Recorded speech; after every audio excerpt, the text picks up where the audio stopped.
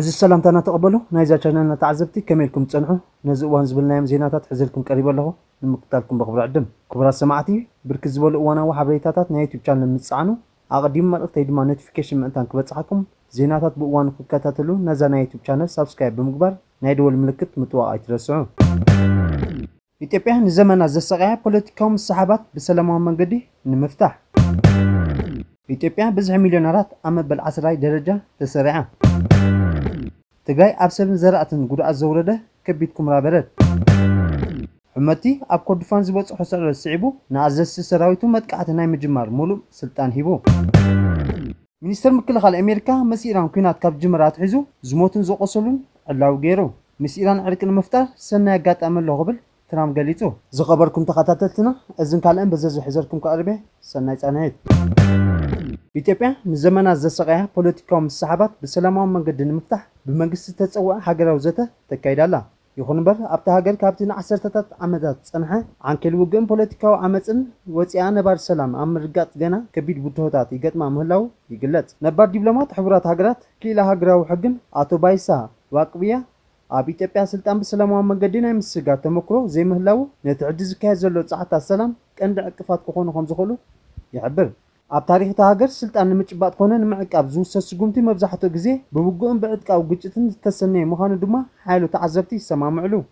ኣቶ ባይሳ ምስ ቢቢሲ ኣብ ዝገበሮ ቃለ መሕትት እቲ ኣብ ኢትዮጵያ ዝሰደደ ናይ ውግእ ባህሊ ብኸመይ ሰላማዊ ዘተ ዕድል ከም ዝኽእልን ካብ ዓለም ለኻዊ ተመክሮታት እንታይ ክማር ከም ዝኽእልን ብሰፊሕ ትንታነ ሂቡሎ ኣብ ታሪክ ኢትዮጵያ ስልጣን በሰላማዊ መንገዲ ዝተረከበ መራሒ የለን ዝበለ ኣቶ ባይሳ ውግእ ከም ቀንዲ መሳርሒ ስልጣን ከም ጅግነት ተገይሩ ብምውሳድ ንሰላም ቀንዲ ዕንቅፋት ኮይኑ ምህላው የረድእ ኩሉ ሰብ ሰላም እየ ዝደሊ ይብል እምበር ኣብ ባይታ ዘሎ ሓቂ ግን ኩሉ ሰብ ብውግእ ገይሩ ሰላም ከም ዘምጽእ እዩ ዝኣምን ይብል እዚ ናይ ውግእ ባህሊ ካብ መዋዕለ ስልጣን ሃይለ ስላሴ ደርጊ ይህወድ ግን ጀሚሩ ክሳብ ሕጂ ዘሎ ሰልፊ ብልጽግና ተመሳሰለ ክሰርዕ ጸኒሑ ኢሉ ሓደ ስልጣን ምስ ሓዘ ንተቃውምቱ ከም ፖለቲካዊ መሻርክቲ ዘይኮነስ ከም ንህልውኑ ስፈታትኑ ጸላእቲ ብምርኣይ ክጭቁን ይፍትን እዛ ዓብላሊ ኣረኣያ ድማ ነቶም ተወሰኑ ወገናት ካልእ ምርጫ ስለ ዝኸሎም ናብ በረኻ ከኣትውን ቃታ ክስሕቡን ይገብሮም ይብል ኣቶ ባይሳ ኣብ ዩጎዝላቪያን ዘጋጠመ ኩናት ሓድሕድ ንምምርማር ምስ ሕቡራት ሃገራት ስራሕሉ ዝነበረ እዋን ብምዝኻር ኣዝዩ ኣገዳሲ ትምህርቲ ይህብ ኣነ ኣብ ኩረሽያ ኮይነ ሰርቢያውያን ህፃናት ኣንስትን ክቕተሉ እርኢ ነይረ እቲ ኣብ ሰርቢያ ዝነበረ መሳርሕቲ ድማ ኩረሻውያን ንሰርቢያውያን ክቐሉ ይርኢ ነይሩ ክልቴና ጸሓፍናዮ ሓቂ እዩ እንተኾነ ናብ ሓደ ወገን ጥራይ እዩ ነይሩ ይብል እተመክሮ ምስ ናይ ኢትዮጵያ ኣዝዩ ዝመሳሰል እዩ ኣብ ኢትዮጵያ ዘሎ ፖለቲካዊ ምሰሓብ ነፍሲ ወከፍ ብሄር ወይ እውን ጉጅለ ኣነ ጥራየ ተበዲለ እቲ ካልእ ግን በዳሊ እዩ ዝብል ጸብጻብ ትረኻ ሒዙ ይጓዓዝ እቲ ናይ ሓደ ወገን ሓቂ ወይ ሓደ ወገናዊ ትረኻ ሓበራዊ ሃገራዊ ርድኢት ንኸይመጽእ ኣብ ዕንቅፋት ኮይኑ ይርከብ ነባር ሰላም ንምምጻእ ግን ክልቲኡ ወገናት ዝውክል ሓቅታት ብማዕረ ክረአ ከም ዝግባእ ኣቶ ባይሳ የገንዘብ መንግስቲ ኣብ ኣሕመድ ዘካይዶ ዘሎ ሃገራዊ ዘተ ነቲ ዝተሓላለኸ ጸገማት ንምፍታሕ ዝዓለመ ምዃኑ እዩ ዝግለጽ ይኹን እምበር እቲ ዘተ ካብ ፈለምኡ ናይ እሙንነት ጸገም የጋጥመሎ ከምኡ'ነ ግን ፌደራላዊ ኮንግረስ ኦሮሞ ዝኣመሰሉ ሓያላት ተቋምቲ ውድባት መንግስታዊ ፖለቲካዊ ባይታ ከም ዘጽበቦ ኣባላት ከም ዝእሰሩን ኣብያተ ጽሕፈቶም ከም ዝዕፀውን ብምጥቃስ ካብቲ መስርሕ በኺሮም ኣለዉ እዚ እቲ ኣብ ክልል ኣምሓራ ኦሮሚያ ዝካየድ ዘሎ ቀጻሊ ውግእ ነቲ ብሓደ ኢድካ ቃና እናሰሓብካ ብኻሊእ ኢድካ ዘተ ምጽዋዕ ዝብል ኣገባብ መንግስቲ ኣብ ትሕቲ ሕቶ ምልክት ኣእትይዎ ኣሎ መንግስቲ ክልል ትግራይ ብወገኑ ኣብ ዘውፅኦ መግለጺ ነቲ ብኮሚሽን ሃገራዊ ዘተ ዝካየድ ዘሎ መስርሕ ሕጋውነት ዘይብሉ ክብል ብምምጻእ ስምዕ ሰላም ፕሪቶሪያ ብምሉእነት ዘይምትግባሩ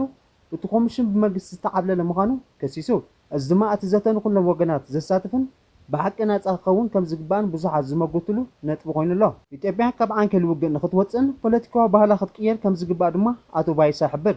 መንግስቲ ንደጋፊኡ ጥራይ ዘይኮነስ ንተቃዋሚ እውን መሰሉ ዝሕልወሉ ስርዓት ክተክል ይግባእ ሰላም ክመጽእ እንተኮይኑ ካብቲ ኣነ ጥራይ ሓቀኛ ዝብል ኣረኣያ ወፂና ሓቂ ናይ ክልቲኡ ወገናት ክንሰምዕ ክንጅምር ኣለና ይብል እቲ ሕጂ ተጀሚሩ ዘሎ ዘተ ናይ ብሓቂ ተቐባልነት ክረክብ እንተኮይኑ ካብ ፖለቲካዊ ድራማ ወፂኡ ንኩሎም ተጻረርቲ ሓይልታት ብሓቀኛ መንፈስ ዘሳትፍ ክኸውን ይግባእ ይብል ኣብ ክልል ትግራይ ኣብ ዞባ ማእከል ወረዳ ቀይሕ ተኽሊ በረድን ጸፍዕን ተሓወሶ ሓያል ዝናብ ኣብ ልዕሊ ህይወትን ሰብን እንስሳ ዘቤትን ኣዝእትን ሓደጋ ከም ዘውረደ ሰበስልጣን ቢቢሲ ገሊጹ ኣብ ከባቢታት ቆላ ተንቤን ወረዳ ቀይሕ ተኽሊ ዝወረደ ሓያል ዝናብ ተራእዩ ዘይፈልጥ ከም ዝኾነ ሓለፊ ቤት ጽሕፈት ሕርሻን ምክትል ኣመሓዳርን እቲ ወረዳ ኣቶ ሃፍቶም ዘነበ ንቢቢሲ ኣረድዩ ኣቶ ሃፍቶም እቲ ሓደጋ በረድ ብፍላይ ኣብ ልዕሊ 5 ጣብያታት ጉድኣት ዘብጽሐ ኮይኑ ወዲ 12 ዓመት ንኡስ ብሰንኪቲ ሓያል ዝናብ ዘስዓበ ውሕጅ ተወሲዱ ህይወቱ ከም ዝሰኣነ ተዛሪቡ عفشة لعل 10,000 ነበርቲ በቲ ሓደጋ ከም ዝተጸልዉ ዝገልጽ ኣቶ ሃፍቶም ኣብ 201 እንስሳ ዘቤት ናይ ሞትን መውሰድን ከም ዘጋጠመ ወሲኹ ተዛሪቡ ናይዞም ጉዳያት ዝበጽሖም ስዳ ቤታት ነንሕድሕዶም ዝበጽሖም ጉድኣት ኣብ ምጽናዕናን ንርከብ እቲ ጉድኣት ልዕልቲ ዝግለጽ ዘሎ ክኸውን ከም ዝኽእል ኢና ንግመት ንግዚኡ መበገሲ ክኾነና ዝኽእል ኢና ኣጽኒዕና ኢሉ እቲ በረድ ተሓወሶ ሓያል ዝናብ ኣብ ርእሲ ኣብ ልዕሊ ነበርቲ ዘብጽሖ ጉድኣት ኣጣል ከብቲ መጽዓኛን ደርሁን ዝርከቡ ብሓፈሻ 201 እንስሳታት ከም ዝሞታ ተሓለፈ ኣፍሊጡ ተሓደጋ ስዒቡ 12 ኣባይቲ ሙሉእ ዝዓነወ ኮይኑ 625 ድማ መጠናዊ ዕንመት ከም ዝበጽሖ ምፍላጥ ተኻኢሉ ኣብቲ ወረዳ ዝርከብ ብሓፈሻ ልዕሊ 1000 ሄክታር መሬት ጉድኣት ዝበጽሖ ኮይኑ ብፍላይ ድማ ብመስኖ ዝለምዐ መሬት በቲ ውሕጅ ከም ተወስደን ሓረስቶት ገልቢጦም ክዘርኡ ይግደዱ ከም ዘለዉ ካብቲ ከባቢ ተረኽበ ሓበሬታ የመልክት ስለዝኾነ እውን ሓገዝ ምሩፅ ዘርኢ ቀለብን ኣታውን መዳበርያን ከምኡውን ከም ዝፈረሱ ገዛውቲ ዳግማይ ንምህናፅ ዝሕግዙ ቆርቆሮታት ካልኦት ናውትን ኣብ መቀዳም መንግስታውን ዘይመንግስታውን ግብረሰናያት ትካላት ኢዶም ክዝርግሑ ጻውዒት ኣቕሪቡሎ ኢትዮጵያ ብብዝሒ ሚልዮነራት ኣብ መበል 10 ደረጃ ተሰሪዓ ኣብ ኣፍሪቃ ዝርከቡ ሰብ ሃብቲ ቁፅሪ ኣብ ዝለዓለ ፍጥነት እንዳወሰኸ ይርከብ እታ ክፍሊ ዓለም ኣብዚ ሕጂ እዋን እዚ 25 ቢልዮነራት 120,000 ንላዕሊ ሚልዮነራት ብምዃን ናይ ሃብቲ ሪፖርት የመልክት بمسرز زوت زلوا هاجر وحبريتا دوب أفريقيا 41,100 مليونيرات بمفرق كاب أفريقيا قدامي تهاجر كتكون كلا جبت 14,800 موروكو 7,500 مليونيرات كلا إنسان ساين درجان حزنا لوا إثيوبيا ما 400 مليونيرات بمفرق كاب أفريقيا مبلغ 10 درجة تسريع تركب عمتي أبكر دفان زبط حسعر سعيبو نأزز سراويتو متقعتنا مجمار ملؤ سلطان هيبو مرحفة أندقاف حيل السودان RSF محمد حمدان داقالو حمتي أب جنباز ركبو أزستي كاما كلا إزي تأزاز كي تتسبيو بجزاء رسوم متقعت خجمرو زغولو ملؤ فقط كم زهابهم تمال سنة أفليتو توسان استم حلالفة فت أندقاف حيلي أب سيمن كردفان كبيدو تادراو سعرات دحر زقات أمخوينو ኣብቲ ቦታ ሰራዊት ሱዳን ማሓዙትን ካብ ቀንዲ ቦታታት ከም ዘውጽኦ ብምግባር ነስ ዞባ ምስካቱም ዘረኸብ ስትራቴጂካዊ ናይ ንግዲ ቦታታት ክቆጻጸሩ ብምኽኣሎም ተኸቲሉ እዩ ሕመቲ እዚ ናይ ኣሰራርሓ ለውጢ ዕላው ዝገበረሉ ሱዳን ፋውንዲንግ ኮኦሊሽን ምስ ተባሃለ ናይ ኪዳን ማሓዙቶም ድሕሪ ዘካይዶ ናይ ጸጥታ ኣኼባ ኣብ ዝሓለፈዎ ሓፂር መግለጺ ኮይኑ ኣገደስ ዝበሃሉ ቀንዲ ወታደራዊ ንጥፈታት ዝካየደሎም መስመራት ኣብ ዝጅ እዋን ብቐጣ ኣብ ኢድቶም ኣብ ግንባር ደለዉ ሓይልታት ሰራዊት ሱዳን ወዲቑ ከም ዘሎ ገሊጾም ኣብ ዝቕጽሉ ውግኣት ኣብ ቅድሚት ኮይኖም ንምስራሕ كم زسلف التزارب حمتي سرايتهم أوش تخب زلوا نايت ألا تلاقت كدعتن كتتصرن كمون نايوج سلطو كاستخاخل مخانو أتحساسيبو بتوصاون أبوان وتدراو نتفتات زخونا عينت مثلي وين فيديو مغرات مسأل بوتون أخم تغل كلا زفلت أخوينو نتأجدات تحسس زخون يكون أكل دما مسألة أخم تحبابر تقطيرو سجمتو خمزو سدلو أتنكرو كابز بتوصغي حلف سراو السودان جنرال عبد الفتاح البرهان عاصمين كردفان ترغبا عابي وتدراو وعاو سعيبو كسامس ريبابليك ماكراي أفريقيا زداو كبابيتا زبصح هاجر لخ متقعت خكاية تزاز محلية لفلو سراوي السودان مشاركتون رئيس ختما قاتم السمين كردفان كتماتات البويدن زرغب عدد زلونا 360 كيلومتر ترجع اكسبراي ملو تقاطعيرو مالو ابزو قلطف متقعتي حتى تهطو دغف RSF كاب استراتيجيكاو كتماتات بارا جبرات أشين أملا سايلتن تدفيهم وتيوم مالو زختما زيا RSF كاب كاتم دحر مزلاقو كما عبد مخزن ما أكل قربن يتكملا زنبرت كوينا سراوي سودان أبو سفيح ناي مسرق السرحيت بمكيات بزحات صور مقبي كمون ناي وق مكاين ملاوج أن ماريخ الله جنرال البرهان ذهبوا تزاس نقول حالتات ألا الناس أرارجو بدون معرب أنفت كسب دافوق زتبالة مس ريبابليك ماكل أفريقيا زداو كبابيتات نمبصحيو تمس ماكل أفريقيا زداو دوبات نعيتات RSF كم عبي ناي مململ ما أكل ناي صور لوجستيكن مسمرن كوينو يقلق زنبرة سراوي سودان نتمسمر زي بمعصاو نحيتا RSF نمدخم زعلمي سراوي سودان كلمتي نابتي ببزعي ኣብ ትሕቲ ቁጥጥር RSF ዝርከብ ዞባ ዳርፉር ምእታው መጀመርታ ሙሉእ ንሰሜን ምዕራፍ